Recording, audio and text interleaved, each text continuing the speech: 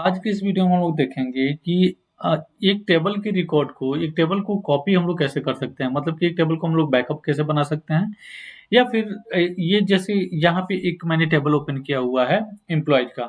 क्योंकि अब मैं चाहता हूँ कि इस एम्प्लॉयज का एक टेबल और मैं रखूँ और इस सारे रिकॉर्ड को मैं एक बैकअप में डाल दूँ। तो क्या होगा, बैकअप में डालेगा कि सेम टेबल होगा, इसमें जितने रिकॉर्ड है वो सारे रिकॉर्ड भी रहेंगे और जो कॉलम है वो सारे कॉलम रहेंगे। और ये सारे रिकॉर्ड को लेके मैं क्या करूँगा, एक नया टेबल में मैं डाल दूँगा। तो इसके लिए 2 तरीके हो सकते हैं। एक तो ये है कि आप इसको डायरेक्टली एक्सपोर्ट करिए और एक नया टेबल क्रिएट करिए और उसको उसमें डंप कर दीजिए।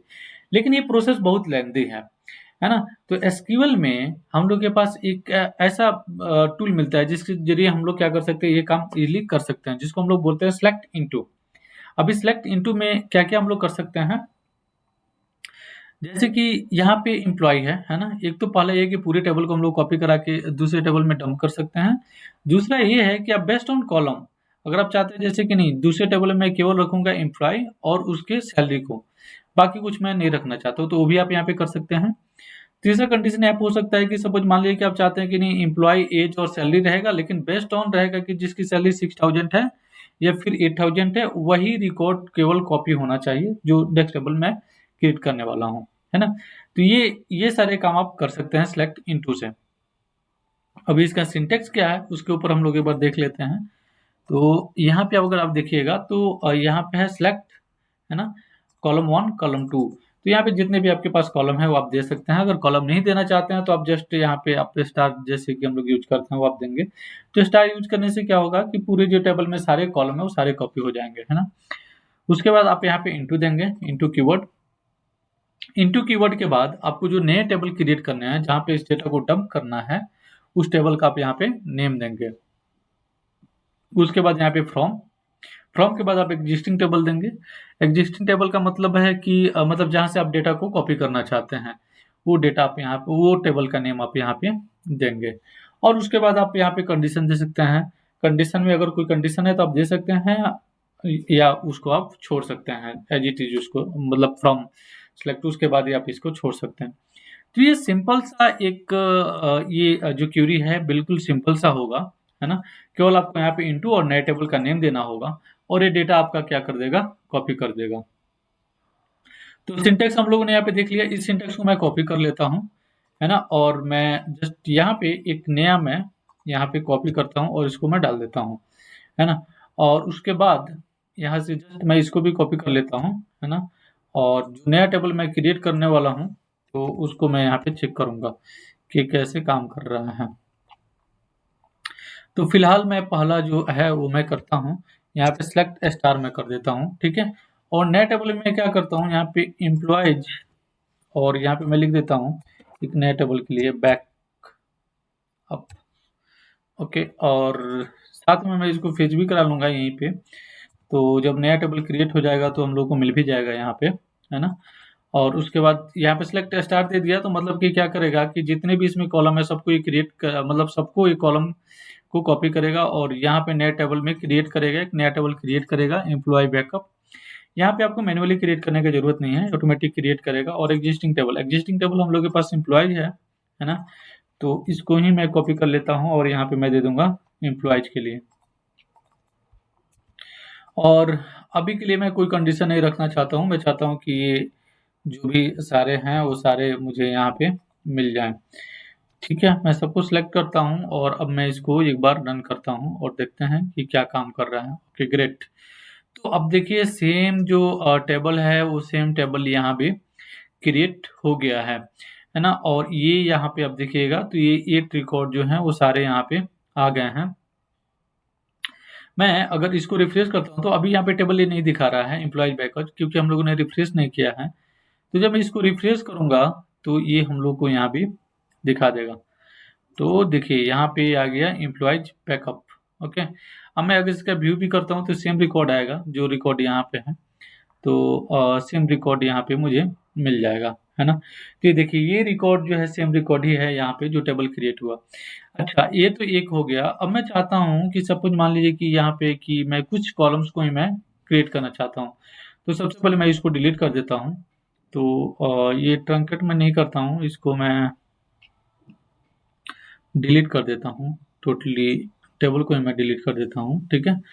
और अब यहाँ पे बैकअप है ना, और मैंने इसको डिलीट कर दिया है।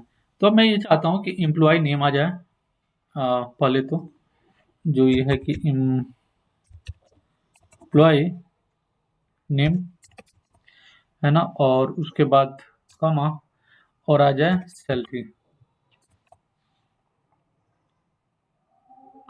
ठीक है। बस यही दो चीज मैं चाहता हूँ अभी, कि जो अब मैं नया टेबल क्रिएट करना चाहता हूँ एम्प्लॉय बैकअप वाला, उसमें मैं चाहता हूँ कि एम्प्लॉय नेम और सैलरी के साथ ही यहाँ पे केवल क्रिएट हो। चलिए इसको रन करते हैं, और यहाँ पे आ रहा है order by employee ID. Okay, अच्छा एम्प्लॉय आईडी है ना, क्योंकि ऑर्डर बाय यहाँ पे लगा हुआ है इसीलिए आ रहा है, और ऑर्डर बाय यहाँ पे हम लोगों ने लिया नहीं है, तो डेट्स वाई ये एरर आ रहा है।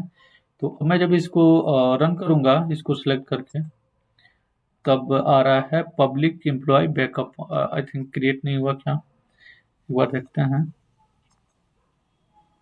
ठीक है। तो अभी देखिए टेबल क्रिएट हो गया, और यहाँ पे हम लोग को मिल गया केवल एम्प्लॉय नेम और सैलरी, जो यहाँ से इसने उठाए हैं वही रिकॉर्ड यहाँ पे मिल जा रहा है, ठीक है।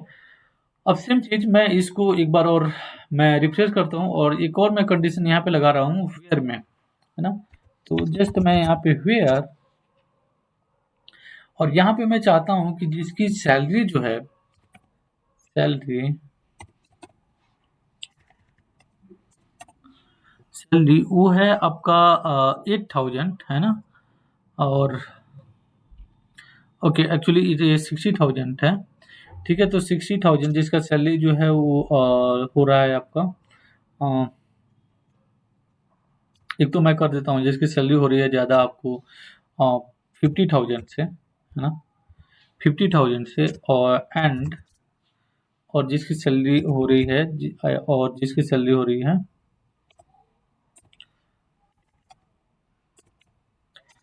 लेस देन, हो रही है आपका, अ, इसको मैं दे देता हूँ यहाँ पे सपोज 60,000, है ना। तो अगर मैं यहाँ पे दे देता हूँ 60,000, फिर देखते हैं कि ये क्या रिकॉर्ड दे रहा है। ओके, तो इसको मैंने एक बार रिफ्रेश किया, और ये टेबल को मैं अभी डिलीट कर देता हूँ। ओके, अब मैं इसको चेक करता हूँ। तो जैसे मैं इसको रिफ्रेश करता हूँ, है ना, उसके बाद यहाँ पे देखिए तो क्या आ रहा है कि जिसकी सैलरी है वो कम है। अ, अच्छा एक्चुअली क्या है कि यहाँ पे जो सैलरी है ना वो 50,000 से कम किसी का है ही नहीं, इसीलिए यहाँ पे नहीं आ रहा है। तो सैलरी को हम लोग को ग्रेटर देन करना होगा। उसके बाद अगर हम लोग यहाँ पे चेक करेंगे तो देखिए यहाँ पे इतने सारे लोगों का सैलरी जो है वो इतने से ज़्यादा है ना। और यहाँ पे हम लोग को चाहिए कि जिसका सैलरी 60,000 से कम हो, तो जिसकी सैलरी 60,000 से कम हो वो रिकॉर्ड यहाँ पे मिलना चाहिए। तो यहाँ पे केवल एक ही रिकॉर्ड है जो कि 55,000 है, वही हम लोग को यहाँ पे मिलेगा। तो सेम चीज़ यहाँ पे हम लोग को क्या करना है कि जिसकी सैलरी 50,000 से कम हो, है ना। और ये क्यूरी इटसेल्फ एक चीज़ था। तो जब मैं इसको यहाँ पे डाल देता हूँ इस सेम क्यूरी को, तो एक रिकॉर्ड हम लोग को यहाँ पे मिलना चाहिए, राइट, क्योंकि यहाँ पे एक ही रिकॉर्ड है, एक ही रिकॉर्ड आ रहा है, तो एक ही रिकॉर्ड से ये टेबल को क्रिएट करेगा।